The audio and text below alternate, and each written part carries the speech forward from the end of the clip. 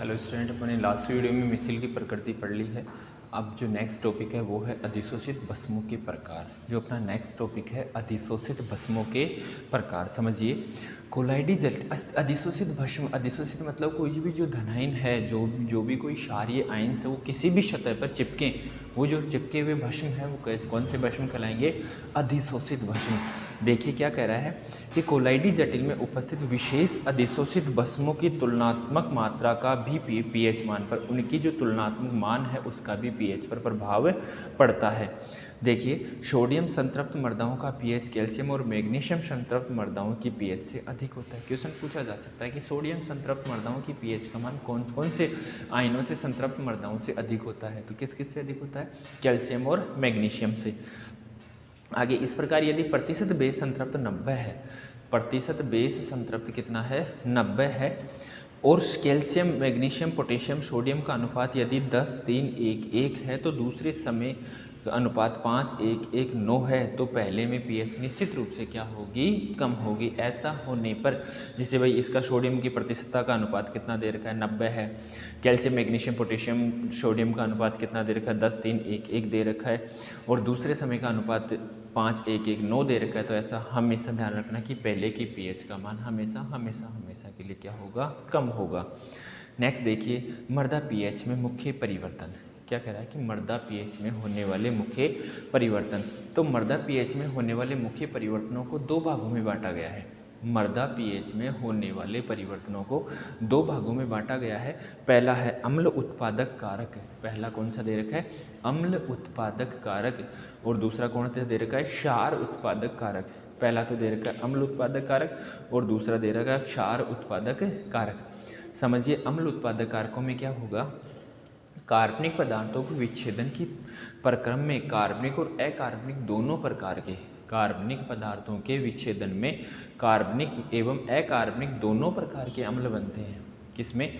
कार्बनिक पदार्थों के विच्छेदन में कार्बनिक और अकार्बनिक दोनों प्रकार के अम्ल बनते हैं।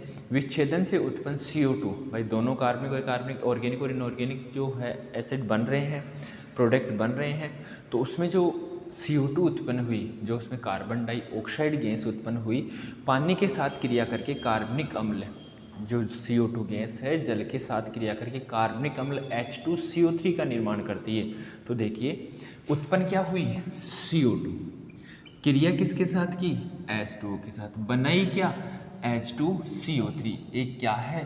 कार्बनिक अम्ल। क्या है बेटा? कार्बनिक अम्ल। कैसे बना समझिए। अगर मैं इसका आयनन करता हूँ तो 2H प्लस और O2 माइनस, O2 माइनस किसके साथ ऐड हो जाएगा?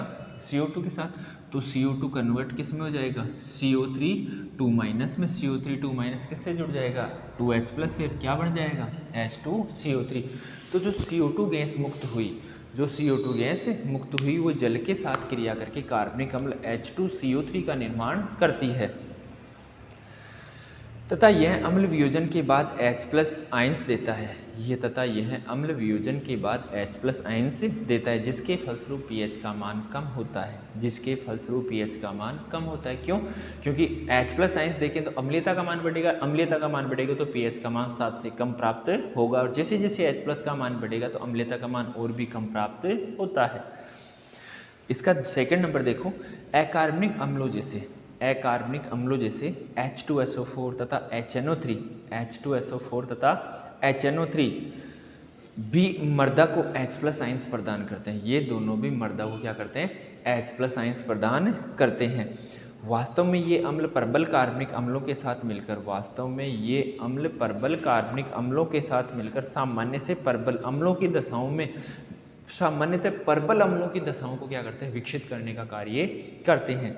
सल्फ्यूरिक अम्ल तथा HNO3 सूक्ष्म जीवों द्वारा उर्वरकों जैसे, सल्फ्यूरिक अम्ल तथा HNO3 सूक्ष्म जीवों तथा उर्वरकों जैसे सल्फर, अमोनियम सल्फेट से क्रमशः बनते हैं।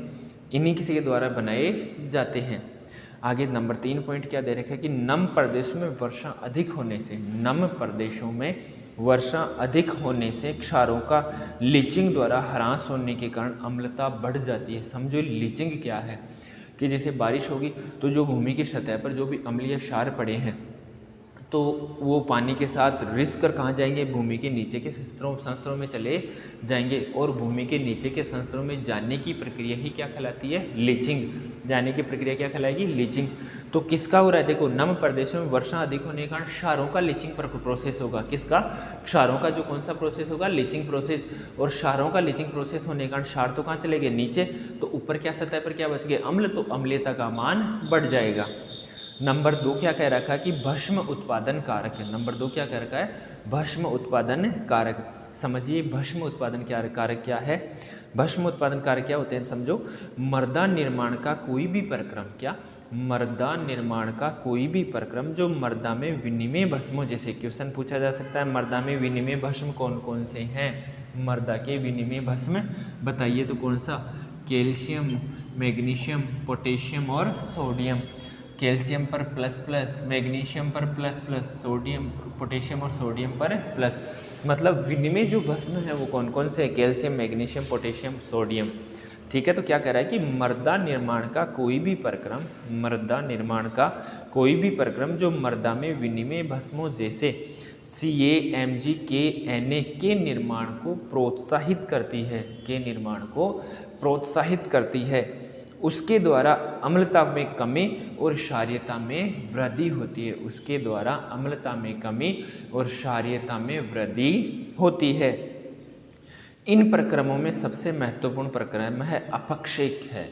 इन प्रक्रमों में सबसे महत्वपूर्ण प्रक्रम कौन सा है, अपक्षय। जो प्रक्रम अपन ने पढ़े, उन जो प्रक्रम इनके हो रहे हैं, उन प्रक्रमों में सबसे महत्वपूर्ण प्रक्रम कौन सा है, अपक्षय, जिसके द्वारा ये विनिमय धनायन खनिजों से मुक्त होते हैं, जिसके द्वारा क्या करते हैं, विनिमय खनिज धनायनों से मुक्त होते हैं, तथा फिर कोलाइडी, कौन सा, कोलाइडी अधिशोषण के लिए पर्याप्त रूप से उपस्थित रहते हैं। कोलाइडी अधिशोषण के लिए पर्याप्त रूप से उपस्थित रहते हैं। भस्म युक्त, क्या, भस्म युक्त पदार्थों जैसे चूना पत्र। अब भस्म युक्त क्वेश्चन पूछा सकता है, भस्म युक्त पदार्थ कौन सा है, तो कौन सा होगा, चूना पत्थर।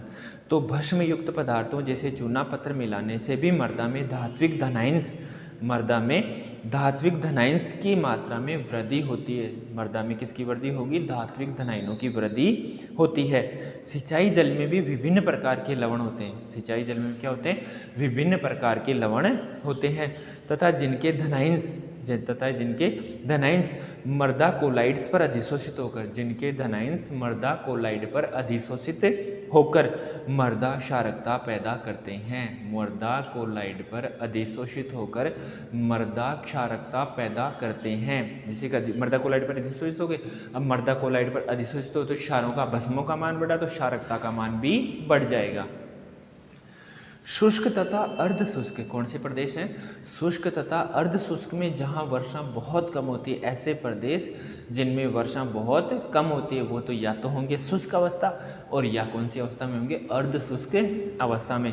तो शुष्क तथा अर्ध शुष्क प्रदेशों में जहाँ वर्षा बहुत कम होती है वहाँ क्षार लीचिंग द्वारा नष्ट नहीं होते हैं। पहले अपन ने किस में पढ़ा था, अम्ल उत्पादन कारकों में पढ़ा था। अम्ल उत्पादन कारकों में अपन ने एक चीज़ पढ़ी थी कि लीचिंग प्रोसेस के द्वारा क्षार तो कम हो जाते हैं और अम्लीयता का मान बढ़ जाता है। मतलब लीचिंग से क्षार क्या होता है, पानी में घुलकर नीचे के संस्तरों में चले जाता है, जिसके कारण ऊपर के संस्तरों में कौन बच जाता है, अम्ल बच जाता है। और अम्ल बचने के कारण वो क्या होगा, अम्लीयता का मान बढ़ जाएगा, क्षारीयता का मान कम हो जाता है। लेकिन अर्ध शुष्क और शुष्क प्रदेश जहाँ वर्षा बहुत कम होती है, शुष्क या अर्ध शुष्क प्रदेश जहाँ वर्षा बहुत कम होती है वहाँ पर लीचिंग के द्वारा क्षारों का ह्रास नहीं होता।